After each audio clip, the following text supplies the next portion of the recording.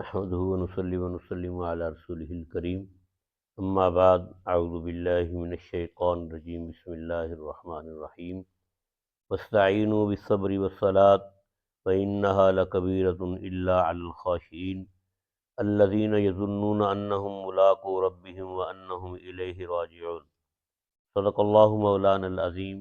وصدق رسولہ النبی الکریم الامین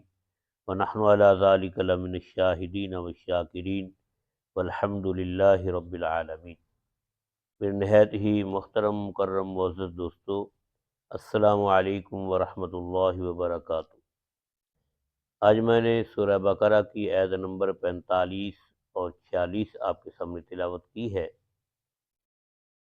سورہ بقرہ کی پچھلی آیات کے اندر یہ چل رہا ہے کہ علماء یہود لوگوں کو تو نیکی کا کہتے تھے لیکن خود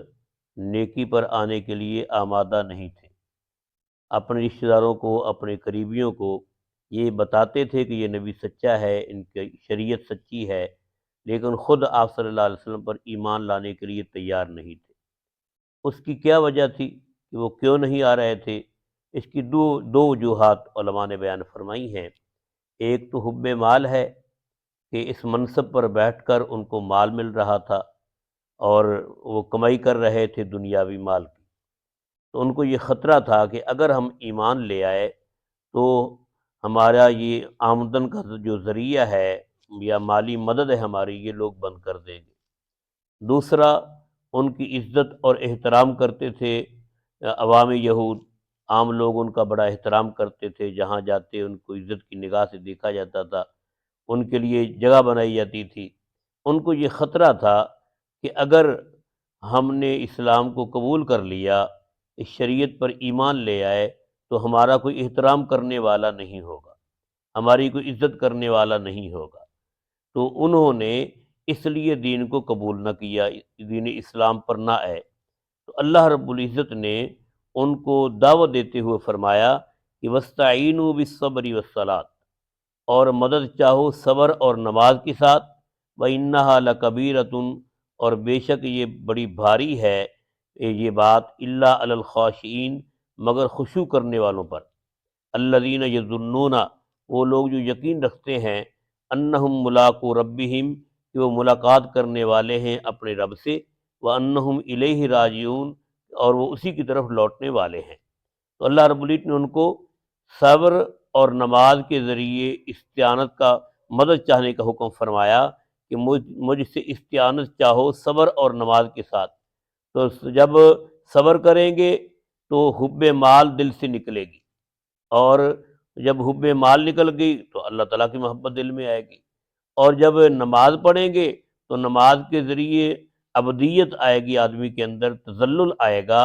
اپنے آپ کو جھکانا ہوگا، تو دل سے حب جاہ نکلے گی۔ یہ حب جاہ کہتے ہیں کہ اپنے آپ کو بڑا ظاہر کرنا یا اپنے آپ کو بڑا بنانے کی کوشش کرنا، یا لوگوں کے اندر جو ہے یہ پسند کرنا کہ لوگ میرا احترام کریں، میری عزت کریں، میرے لیے کھڑے ہوں، تو یہ حب جاہ ہے۔ تو ان کے دل میں یہ تھا کہ جب ہم شریعت اسلامیوں کو قبول کر لیں گے تو لوگ ہمارا احترام کرنا چھوڑ دیں گے۔ تو اللہ رب العزت نے فرمایا کہ تم صبر کرو، یعنی کہ اپنے دل سے مال کی محبت کو نکالو صبر کے ذریعے،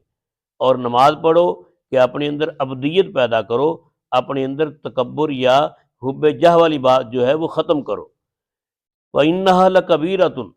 فرمایا کہ یہ بات بڑی وزنی ہے، بھاری ہے یا مشکل ہے، الا علی الخاشعین، مگر جن کے دلوں کے اندر خشوع ہے، اللہ کا ڈر اور خوف ہے، ان کے لیے بھاری نہیں۔ یعنی کہ صبر کرنا، اپنے مال میں کمی کرنا، کیونکہ جب وہ یہ اسلام کو قبول کریں گے مال میں یقیناً کمی آئے گی، پہلے والی وہ بات نہیں ہوگی۔ حب جاہ میں کبھی جو جاہ میں کمی آئے گی، پہلے والی وہ بات نہیں ہوگی کہ لوگ ویسے احترام کریں جیسے پہلے علماء کرتے تھے، پھر نبی پاک صلی اللہ علیہ وسلم کی طرف سب کی نگاہیں ہوں گی۔ تو اللہ رب العزت نے ان کو یہ فرمایا کہ صبر کرو اور نماز پڑھو، اور یہ بات ہے تو بھاری، لیکن جن کے دلوں کے اندر اللہ کا ڈر ہے، اللہ کا خوف ہے،